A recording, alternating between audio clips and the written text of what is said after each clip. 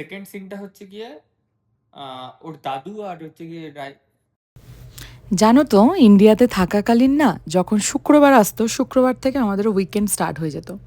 নিরুপমকে যখন গল্পগুলো এখন শোনাই নিরুপম অবাক হয়ে শোনে, বলে শুক্রবার থেকে উইকেন্ড, আমার তো রবিবার এলেও উইকেন্ড মনে হয়। আমি, আমাদেরই কলকাতার আরেকটা বান্ধবী তিয়াশা আর রাজস্থান থেকে একজন বন্ধু ছিল দর্শন, আমরা তিনজনে মিলে গোটা চণ্ডীগড়টা ঘুরে বেড়াতাম। ঠিক আছে, চণ্ডীগড়ে কোনো রেস্টুরেন্ট বোধহয় বাকি ছিল না যেখানে আমরা যাইনি। অন্য বন্ধু বান্ধবও ছিল, তাদের সাথেও টাইম স্পেন্ড করতাম, কিন্তু আমরা তিনজন কনস্ট্যান্ট ছিলাম। আর ওদের তিনজনের মধ্যে হুচুকে ছিলাম আমি আর দর্শন। মানে আমরা এই মজা করতে গিয়ে এত ফেঁসে গেছি, সে একদিন পরে গল্প শোনাবো। নানান জায়গায় ঘুরতেও কাছাকাছি ছিল, চণ্ডীগড় থেকে সিমলা মানালি এইসব জায়গায় চলে যেতাম।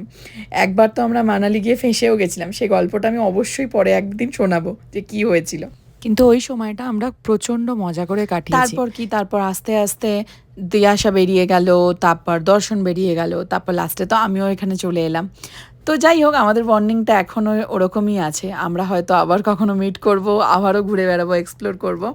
তাই এখানে আসার পর থেকে না উইকেন্ডে আমার একদম বাড়িতে থাকতে ভালো লাগে না। তাই জন্য উইকেন্ড এলেই আমি আর নিরুপম বেরিয়ে পড়ি, এখানে ওখানে কিছু না হলে কোনো জায়গায় গিয়ে একটু খেয়েও আসি। এখানে ভালো রেস্টুরেন্ট খুব কাছাকাছি নেই, যেতে হলে অনেক দূরে দূরে যেতে হয়। তো এই ছিল আজকে আমার একটা ছোট্ট গল্প, তোমাদের সাথে শেয়ার করলাম। তোমরা জানিও তোমাদের কেমন লাগলো। আবার পরে কথা হবে, আজকে এলাম, টাটা।